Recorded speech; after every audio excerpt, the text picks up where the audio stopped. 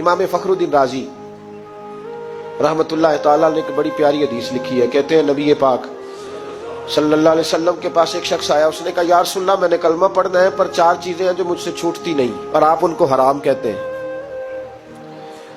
तो हुजूर आप हुक्म करें क्या करूं? फरमाया चल तू बोल वो क्या है? कहने लगा जी मैं शराब का भी आदी हूं। माज़अल्लाह, बोलिए अस्तगफिरुल्लाह, सारे बोलिए मैं शराब का आदी हूं, मुझसे छूटती नहीं। और फिर कहने लगे मैं चोरी का भी आदी हूं, जाती नहीं। और तीसरी बात ये कि मैं माज़अल्लाह सुम्मा माज़अल्लाह जिना का भी आदी हूं। और चौथी मेरे अंदर बीमारियां कि मैं झूठ बहुत बोलता हूं। ये आदतें छूटती नहीं, मैं इनके होते हुए कलमा कैसे पढ़ूं? आपके दीन में ये शदीद बुरी चीजें और मुझसे छूटती नहीं, तो क्या हुक्म है? मेरे महबूब अलैहिस्सलाम को अल्लाह ने बड़ी हिकमत अता फरमाई, बड़ा नवाजा है नबी पाक ने। हुजूर ने बड़े खूबसूरत जुमले कहे, फरमाया को सौदा कर ले मेरे साथ। अर्ज की हुजूर हुक्म हो? फरमाया चारों में से एक छोड़ दे, कलमा पढ़ ले, सौदा कर ले। कहा हुजूर हुक्म करे कौन सी?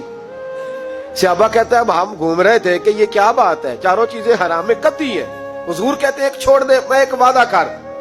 कहा या रसूलल्लाह हुक्म करे? तो सहाबा कहते हैं अब जब हुजूर ने कहा ना एक छोड़ दे तो हम फिर तज्जिया कर रहे थे कि शराब बड़ी गंदी है, जिना बड़ा गंद है, चोरी किसी के हक में डाका है, जुल्म है। लेकिन मेरे नबी पाक अलैहिस्सलातु सलाम ने क्या खूबसूरत फरमाया, फरमाया चल तू झूठ छोड़ दे। क्या छोड़ दे? अल्लाहु अकबर। फरमाया झूठ छोड़ दे। अर्ज की बाकी? फरमाया बाकी अल्लाह फजल करने वाला है, तू झूठ छोड़ दे। अब लोग कहते हैं कि हम हैरान थे कि इतनी गंदी चीजें, शराब भी, जिना भी, चोरी भी, और हुजूर ने सिर्फ झूठ छुड़वाया है। वो सरदार कहता है मैं घर गया,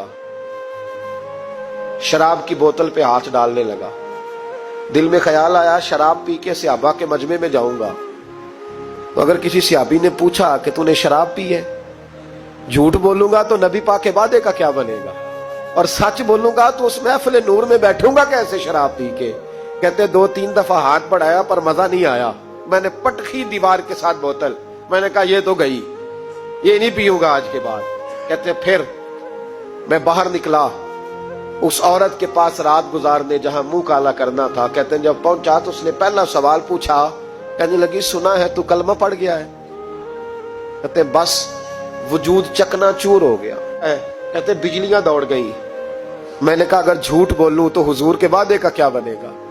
महबूब ने कहा झूठ नहीं बोलना, अगर सच बोलूं तो फिर इसके करीब कैसे जाऊं? कहते वहां से भी लौट आया। अब मेरी जिना की आदत भी गई।